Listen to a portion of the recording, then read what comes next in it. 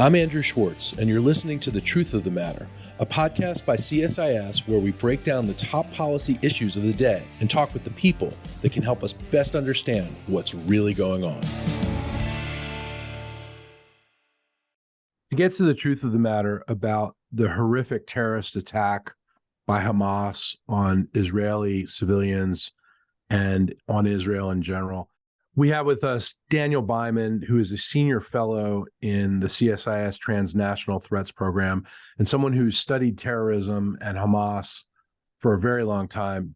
Dan, first I think we should say our hearts go out to, our brothers, sisters, cousins, family, in my case, niece in Israel. Such a horrific, horrible, terrible attack over the weekend starting on Saturday.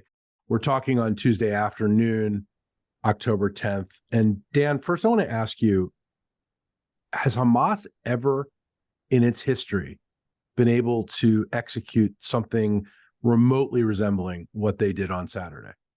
This is off the charts when you compare it with other Hamas attacks.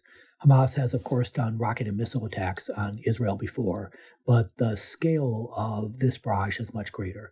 But far more important and far more deadly has been the mass infiltration of Israel by Hamas. In the past, they've done smaller scale operations. They've done terrorist attacks here and there, even in a sustained way, but nothing at this scale where Hamas has sent hundreds, maybe even low thousands of its fighters into Israel who have killed almost 1,000 Israelis. And these numbers keep growing every time I look. And taken hostages. There's over, I think the current number is there's up to 150 hostages they've taken, Israeli hostages. We even believe there's some American hostages. Maybe they have dual citizenship. We don't know exactly yet.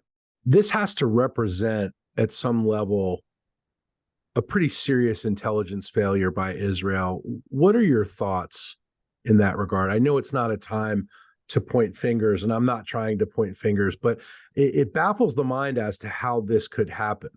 I should also say to our listeners, this border between Israel and Gaza is, 37 miles long, which is, roughly equivalent to driving from DC to Baltimore. It's a long border.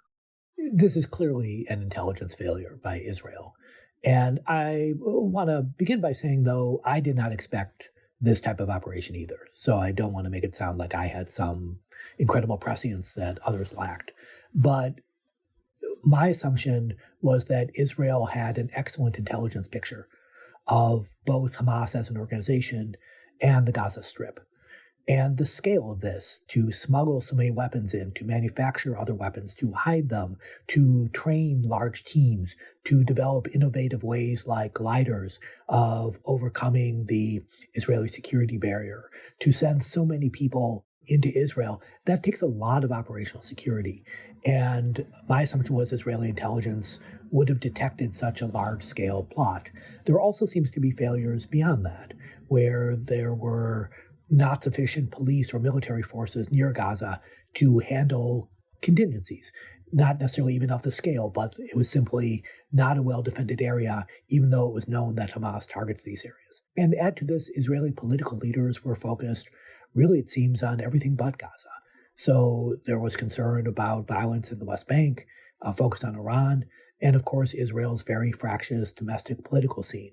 So there seems to have been a lot of inattention to what turned out to be a very grave threat.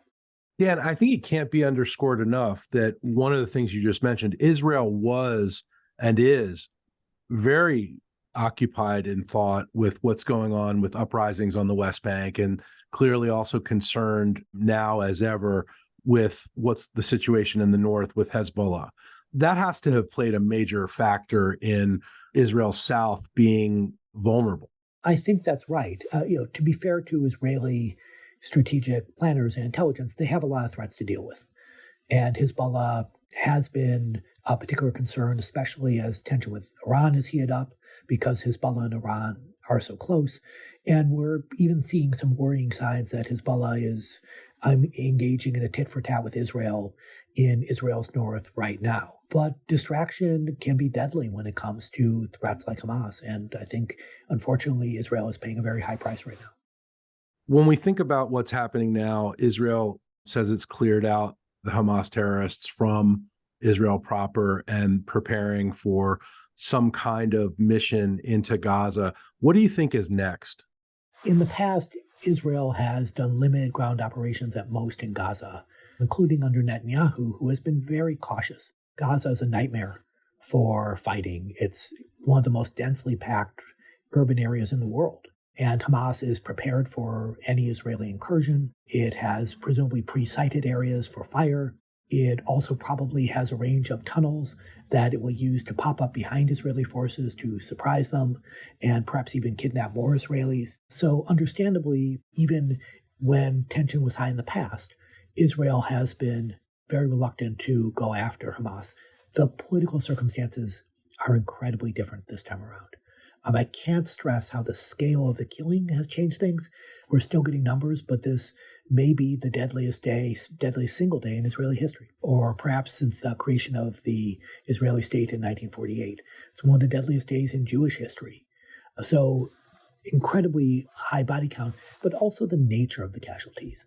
The deliberate targeting of women and very young children. We're still getting a lot of initial reports, so I want to be cautious when I say this, but a lot of reports of deliberate atrocities against young children. And so the scale of the bloodshed, but also the nature of the bloodshed, have in some ways brought Israelis together. And one thing that they want is to make Hamas pay a very heavy price. So it's going to be very hard for even a cautious leader to avoid a very aggressive response. So we're certainly going to see blockade, which we're already seeing. We're going to see heavy airstrikes, which we're already seeing. But I think we're going to see a significant operation on the ground. To me, the questions are, how far will Israel go in and how long will it stay? And Dan, you've studied Hamas for a long time, and you know the terrain in Gaza, and you just talked about the density. What does it take for Israeli forces to go in and try to find the Hamas terrorists and try to get to them, capture them, eliminate them? What does it take to actually execute a mission like that? So this is exceptionally difficult. And we should stress that even though Gazans, some are certainly resentful of Hamas, they're very hostile to Israel. So Israel is going in where the general population of its own accord would not want to work with Israel. So what Israel would have to do is take over areas and then interrogate the people in them and slowly build up an intelligence picture about who does what for Hamas. And that is something that Israel's intelligence has done before on the West Bank, but it takes a considerable amount of time. And a particularly difficult question for Israel will be, who will run the Gaza Strip while this is going on? Will it be Israel directly? It will have large numbers of forces there, and they will be subject, presumably, to constant low-level attacks, whether it's improvised explosive devices or sniping from Hamas. There isn't a reliable, from an Israeli point of view, Palestinian proxy you can put in place to run Gaza. And groups like the Palestinian Authority that run the West Bank will not want to be associated with Israeli military forces. So any occupation would be grinding and very difficult, but it would take that sustained occupation to really go after Hamas in a fundamental way. Yeah, and President Biden today made very clear that the United States stands behind Israel as ever. What do you think the U.S. role is going to be in this war? The U.S. plays a number of roles. First of all, President Biden's speech is a good example. The statements by members of Congress are examples. Moral support, saying that the United States shares the outrage of Israelis and understands that there will be an Israeli response that will be tough, and the United States stands by Israel. There's also military support. So some of that's very specific, may involve particular munitions Israel needs. The Biden administration deployed a carrier battle group to the Eastern Mediterranean to send a message to both Iran and the Lebanese Hezbollah that they shouldn't escalate. So giving Israel military support. What changes everything, though, from the past is that there are now significant American debt and also American hostages. And so, to be clear, a terrorist group has captured Americans and is holding them hostage. And this will be a complication for the United States, where it's not just a question of supporting a very close ally like Israel, but Americans are directly involved and need American help. And Dan, when we talk about these hostages, it really makes this extremely complex. What is Israel to do to try to get these hostages back? What are maybe some of the prospects for getting them back? We know some of these hostages are children.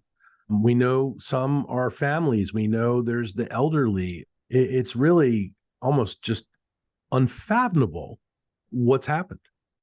So the hostage situation will be an incredibly difficult thing for Israel to navigate. On an immediate tactical level, if Israeli forces go into the Gaza Strip, which I believe they will, it makes immediate operations harder. You have to worry that if you're going to target a building or shoot in a general direction, that you'll be hitting your own people. But Hamas has already said they're going to execute hostages in response to Israeli actions. And whether any particular threat is credible or not is unclear, but in general, Hamas has bargaining chips. And in the past, Israel has been willing to trade hundreds of its Palestinian prisoners for a single Israeli. So these trades in the past leave open the prospect for Hamas that all Palestinian prisoners might be released, just to give one example, in exchange for a return of the Israeli hostages. But there is a concern that as military operations continue, especially if Israel does press Hamas hard, especially if Israel is close to succeeding in really hurting the Hamas leadership, that Hamas will victimize the hostages in order to try to coerce Israel into stopping. Let's turn to another terrorist organization, Hezbollah, to Israel's north. Some have said that they may wait until Israel goes into Gaza with its current mission to extract the hostages and kill the terrorists, but then that might leave Israel's northern flank unprepared. What's the calculation there? Israel does have enough military capacity to fight both Hamas and Hezbollah at once. Now, obviously, it would concentrate on one foe and try to hold the other at bay. But Hezbollah is far more powerful than Hamas. It has a much vaster arsenal of rockets and missiles. Its fighters are more skilled. And when Israel fought Hezbollah in 2006, it was a pretty even fight. Israel had technological superiority, but there's no question Hezbollah fighters fought very well. So Israel is rightly concerned about escalation in the north, with Hezbollah joining the fray. I think Hezbollah has its own concerns in Lebanon. Its constituents are not eager for another fight with Israel.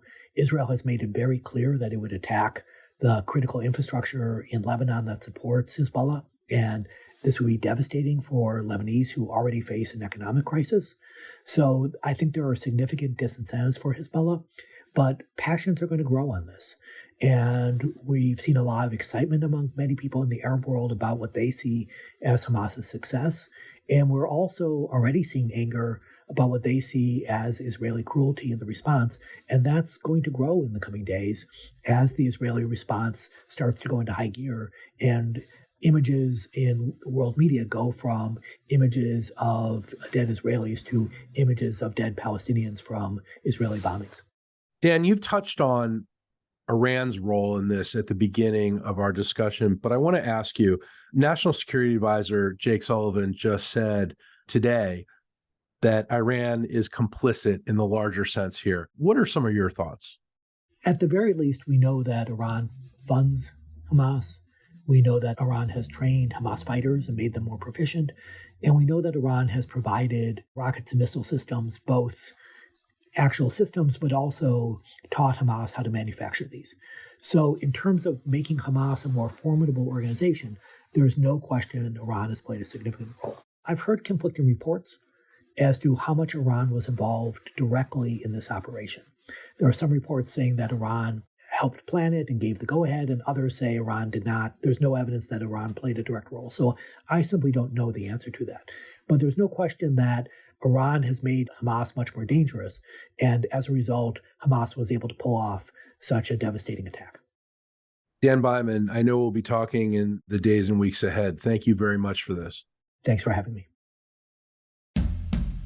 If you enjoyed this podcast, check out our larger suite of CSIS podcasts. From Into Africa, The Asia Chessboard, China Power, AIDS 2020, The Trade Guys, Smart Women, Smart Power, and more. You can listen to them all on major streaming platforms like iTunes and Spotify. Visit csis.org/podcasts to see our full catalog.